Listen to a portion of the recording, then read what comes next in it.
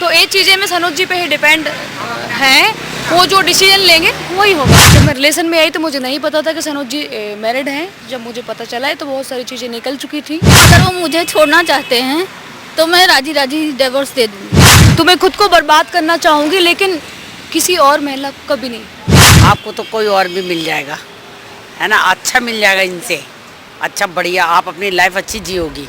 इनको इनके हाल पे छोड़ दो, इनके हस्बैंड को और इनको। नमस्कार, मेरे साथ इस वक्त बात करने के लिए सरोज मिश्रा की पत्नी और उनकी प्रेमिका, जो इस समय तिहाड़ जेल के सामने हैं और इनके ही केस पे वो तिहाड़ के अंदर है। अब दोनों उनसे मिलकर आई है, उनको बाहर देखना चाहती हैं।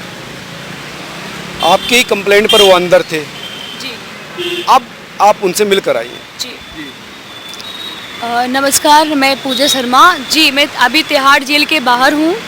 मैं सनोज जी से मिलाई के लिए गई हुई थी, तो अभी मैं मिल के आई हूँ।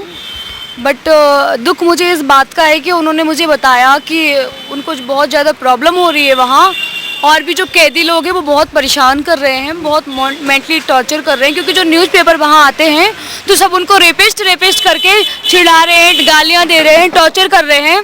तो मैं हाथ जोड़ के रिक्वेस्ट करूँगी जो यहाँ के भारत भूषण सर जी हैं, डिप्टी यहाँ के, कि उनको कोई अच्छी सी फैसिलिटी दिला दी जाए। और एक बात जो कि मेरे नाम से जो केस हुआ है, जब मैं खुद सामने खड़े होकर बोल रही हूँ कि मेरा कोई रेप नहीं हुआ है, सनोज मिश्रा जी कोई बलात्कारी नहीं है, मैं अपनी मर्जी से उनके साथ रहती थी। कुछ लड़ाई झगड़े थे, घरेलू मामले थे, दुश्मन पीछे लगे हुए थे जो सनोज का कुछ नहीं बिगाड़ पाए। इसीलिए उन लोगों ने एक ऐसी दुश्मन लड़की को मेरे पास भेज दिया जो कि दिल्ली हाई कोर्ट से एडवोकेट है, जिसका नाम है अनीता उपाध्याय। और उसने मेरी छोटी सी FIR को एक एक्सपर्ट के पास भेज के मुझे झूठी दिलासाएं दे के मुझे इमोशनली ब्लैकमेल करके उस FIR को इतना बढ़ा दिया कि वो 376 की धारा बन गई। और सनोज जी आज संबंध तो आपके साथ थे ना, एबॉर्शन तो आपका ही हुआ ना, ये तो चीज़ फैक्चुअल है। सर अबॉर्शन मेरा हुआ है, लेकिन किसी ने ज़बरदस्ती तो नहीं कराया मेरा अबॉर्शन। मैंने मेडिसिन खा लिया था, क्लॉट फंसा हुआ था तो जाना पड़ा मुझे हॉस्पिटल, नहीं जाती तो मेरी मौत। और मेरा किसी ने ज़बरदस्ती नहीं, एक बार तो मैंने मेडिसिन खाया, मेडिसिन से हो गया, और एक बार मुझे पता नहीं क्या हो गया था। अब क्या चाहती हैं आप, क्या चाहती हैं आफ्टर ऑल? चाहने के लिए तो मैं यही चाहती हूँ कि उनको इतनी कड़ी सज़ा नहीं मिलनी चाहिए, क्योंकि उन्होंने मेरा कोई रेप नहीं किया है। उनको बेल मिल जाए। और जो भी यहाँ के डिप्टी सर हैं, मैं हाथ जोड़ के उनसे रिक्वेस्ट करती हूँ कि सनोज जी को थोड़ा सा फैसिलिटी अंदर दे दें, उनको इतना परेशान ना किया जाए। उन्होंने बोला कि यहाँ नहाने के लिए कुछ नहीं है, सो नहीं पा रहे हैं, लोग परेशान कर रहे हैं, खाना भी उनको जब तक वो जाते हैं तब तक सारा खाना ख़त्म हो जाता है। 2 दिन से उन्होंने खाना नहीं खाया है, सोए नहीं है, बहुत परेशान है जी। उनकी पत्नी साथ है, आप भी मिलकर आई हैं। हाँ सर, वो यही बोल रहे हैं कि जो है मुझे हर तरह से यहाँ टॉर्चर किया जा रहा है, परेशान किया जा रहा है। लोग मेरे को बोल रहे हैं आप रेपिस्ट हो। सर मैं जानती हूँ कि मेरा पति जो है ऐसी कोई भी गलत जो है काम नहीं कर सकता है जिससे कि उनकी छवि खराब हो। लेकिन एक लड़की के साथ तो रिलेशन में थे, उनकी छवि को खराब करने की कोशिश लोगों ने की है जो उनके दुश्मन हैं। और रिलेशन में थे सर, ये फिल्मी दुनिया है। मैंने अब पहले भी आपको बोला और अब भी बोला, कब कौन आ जाता है और कब कौन चला जाता है इससे मुझे जो है नहीं पता सर।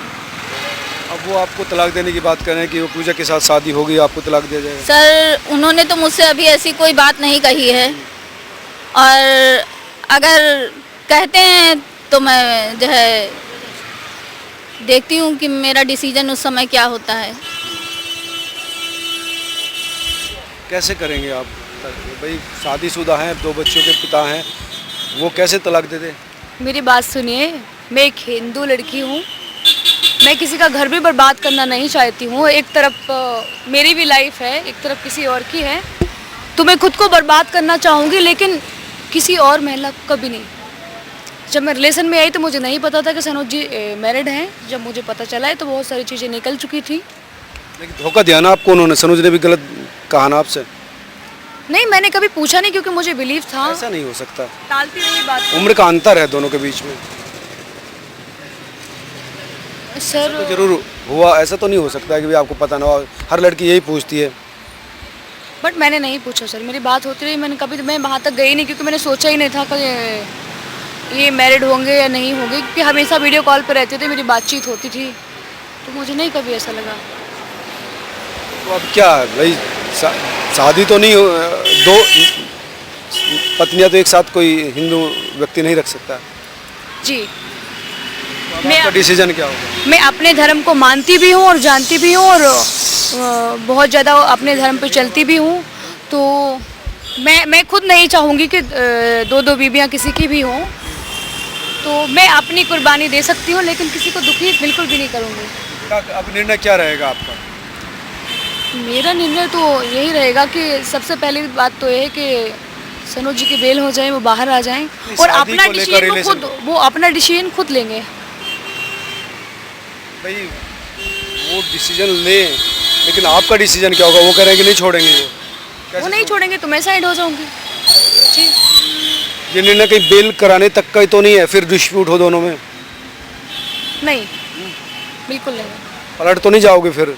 बिल्कुल नहीं। बेटा आप यंग हो और इनकी उम्र आपसे ज़्यादा भी है, तो बच्चे भी होंगे हैं, तो आपको सोचना चाहिए अपने भविष्य के बारे में कि मैं क्या करूं बेटे।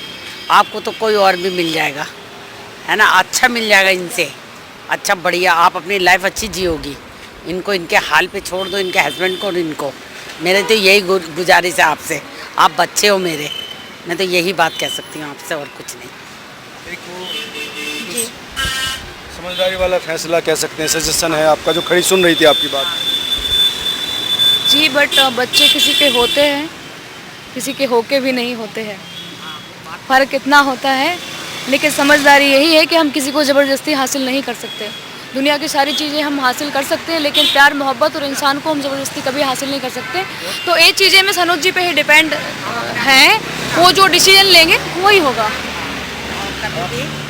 सहमत हैं?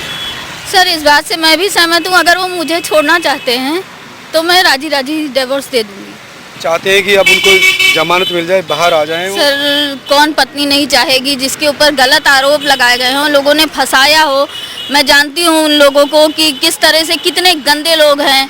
और जहाँ तक की रही अनीता उपाध्याय की बात, अनीता उपाध्याय इतनी बदतमीज और इतनी नालायक लड़की है कि उसको खुद मैंने जो है शूटिंग के समय जो है कार में ड्राइवर के साथ में देखा था। अच्छा, आप जानती हैं उसको? जी, और मैंने जो है सनोज जी को बताया था, उस मेरे कहने पर जो है उन्होंने उसको निकाला था सेट से कि चीज़ों को वो बदनाम कर रही थी। और दूसरा वो बोल रही थी मैं सनोज जी की साली हूँ।